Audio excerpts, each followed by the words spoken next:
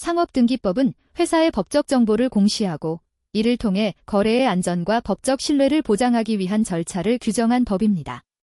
회사를 포함한 상인들이 이 회사는 이렇게 존재해요 라고 세상에 공식적으로 자신을 드러내는 절차를 규정한 법이며 회사 설립, 본점 이전, 이사의 변경, 해산 같은 중요한 사항들을 상업등기부라는 공적인 기록에 남겨서 누구나 확인하고 믿고 거래할 수 있도록 해주는 제도라고 할 수 있습니다. 우리가 어떤 회사와 계약을 하려 할 때 그 회사가 실제로 존재하는지, 대표자는 누구인지, 자본금은 얼마나 되는지 등을 어떻게 확인할 수 있을까요? 바로 그 정보를 공적으로 증명해주는 것이 상업등기입니다. 상업등기법은 회사와 상인이라는 법적 실체에게 사회적 신뢰를 부여해주는 공시제도이며 시장 질서를 유지하는 기둥 같은 법입니다.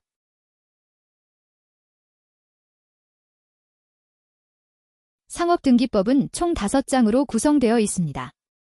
먼저 제1장 총칙에서는 상업등기의 목적과 기본 용어를 정의하고 등기의 접수 시기와 효력 발생 시기에 대해 규정하고 있습니다. 제2장 등기소와 등기관에서는 등기소의 관할 구역, 업무 처리 주체로서의 등기관, 그리고 등기소 기능이 일시적으로 중단되었을 때의 조치 등에 대해 규정하고 있습니다. 제3장 등기부 등에서는 등기부의 구성 방식과 보존 방법, 등기부의 열람이나 등기사항 증명서 발급 절차, 전산자료 활용 등에 대한 내용을 담고 있습니다. 제4장 등기 절차는 상업등기의 중심이 되는 절차적 내용을 다루고 있는데요. 등기 신청의 원칙, 신청인의 자격 요건, 등기의 각하 사유 및 정정 절차 등을 상세히 규정하고 있습니다. 마지막으로 제5장 이의 신청 등에서는 등기관의 결정에 대해 이의를 제기할 수 있는 절차와 그에 따른 법원의 결정 및 항고 가능성에 대해 설명하고 있습니다. 즉, 상업등기법은 상업등기의 목적과 절차, 관할과 행정운영, 그리고 권리 구제까지 포함하는 상업등기 실무 전반을 체계적으로 규율하는 절차법입니다.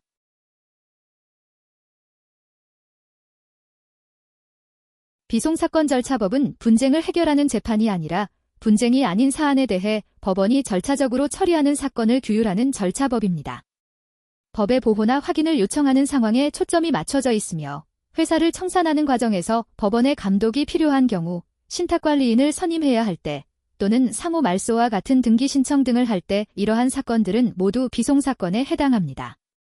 이러한 절차에서는 당사자 간의 갈등 해결이 중심이 아니라 공익보호나 법질서 유지가 주요 목적이 됩니다. 이 법에 따른 재판은 판결이 아닌 결정의 형식이며 결국 비송사건 절차법은 크게 다투지 않되 중요한 질서를 조용히 조율해주는 절차법이라고 할 수 있습니다. 비송사건 절차법은 총 3편으로 구성되어 있습니다. 먼저 제1편 총칙에서는 비송사건 전반에 적용되는 기본 원칙과 절차를 다루고 있습니다. 예를 들어 어떤 사건이 비송사건 절차법에 적용을 받는지, 관할 법원은 어디인지, 신청과 진술은 어떤 방식으로 이루어지는지 등을 정리한 부분입니다. 이는 전체 비송 절차의 틀을 잡는 기본적인 절차적 규범이라고 할 수 있습니다. 제2편은 민사 영역에 속하는 비송 사건들을 다루고 있습니다. 구체적으로는 다음과 같은 사건들이 포함됩니다. 법인에 관한 사건으로 재단법인이나 사단법인의 설립, 변경, 해산 등에 관한 내용과 신탁에 관한 사건, 그리고 재판상 대위와 공탁, 보관, 감정에 관한 사건, 법인 등기 및 부부재산 약정 등기에 대한 내용을 담고 있습니다. 제2편은 개인의 권리나 재산 관계에서 발생할 수 있는 비분쟁성 사건들을 정리하고 있습니다. 제3편은 상사, 즉 기업 활동과 관련된 비송 사건들을 다룹니다. 대표적인 예로는 다음과 같습니다. 회사와 경매에 관한 사건, 사채에 관한 사건, 회사의 청산 등의 내용을 담고 있습니다. 제3편은 상업활동의 질서와 투명성을 유지하기 위한 공익적 성격이 강한 사건들을 규율하는 부분입니다.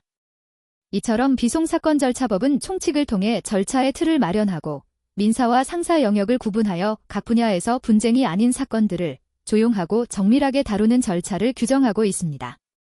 결국 이 법은 사적 질서의 평화로운 유지와 공익적 질서의 보장을 동시에 지향하는 절차 중심의 조율법이라고 할 수 있습니다.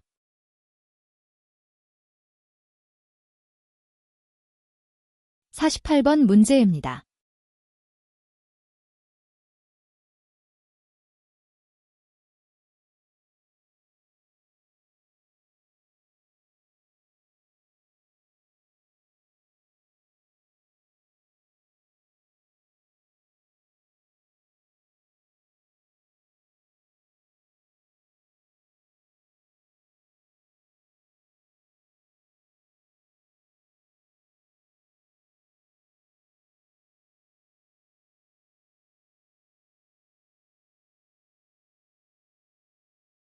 오늘은 재판상대위의 절차에 대해 간단히 소개드리겠습니다.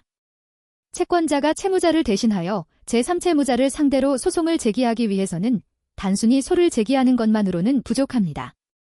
반드시 법원의 사전 허가 절차를 거쳐야 합니다.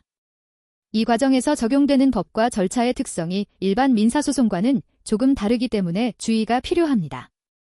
재판상대위의 절차는 다음과 같은 3단계로 정리할 수 있습니다.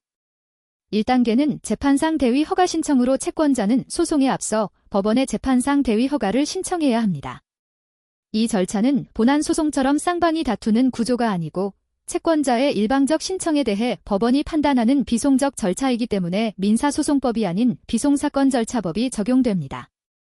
2단계는 법원의 허가 결정으로 법원은 신청서에 기재된 사항, 즉 채무자와 제3채무자의 인적사항, 신청인이 보전하려는 채권 및 행사하려는 권리의 내용을 바탕으로 요건을 충족했는지 심사합니다.